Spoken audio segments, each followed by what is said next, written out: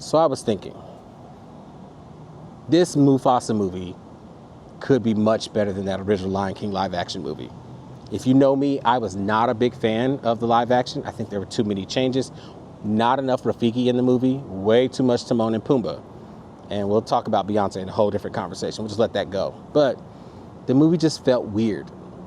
After seeing the teaser trailer for Mufasa, I was kind of excited, saying, okay, this could be cool, interesting.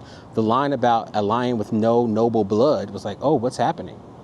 Then all of a sudden this new trailer came out a few days ago, and we find out that Scar's family is the reigning heir. Scar, also known as Taka in this movie, or Taka, I believe, is the rightful heir and will be taking over as the throne for the Pride. The thing I think is interesting, though, is there's not just one Pride. I think in this movie we're going to meet various prides in the Pride lands. We're so used to Pride Rock being the place for all the lions, and I think we're going to find out that's not the case.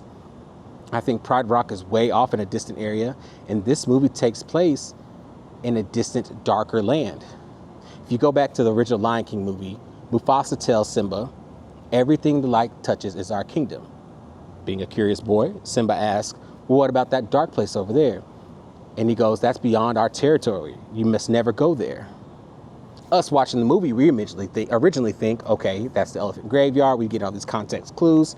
That's what happens. But what if that's where the other prides are?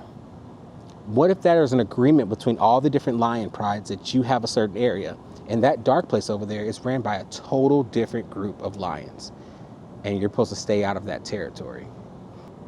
In this trailer, we see a whole bunch of different lions, and it doesn't seem like the nicest situation's going on.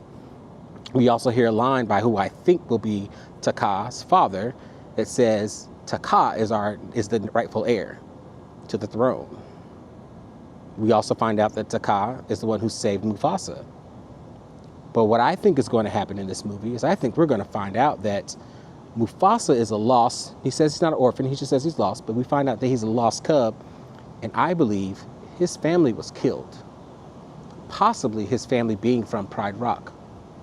There's a line in this new trailer that Mufasa says, he says something about, I smell a scent and it smells like home, but then it faints.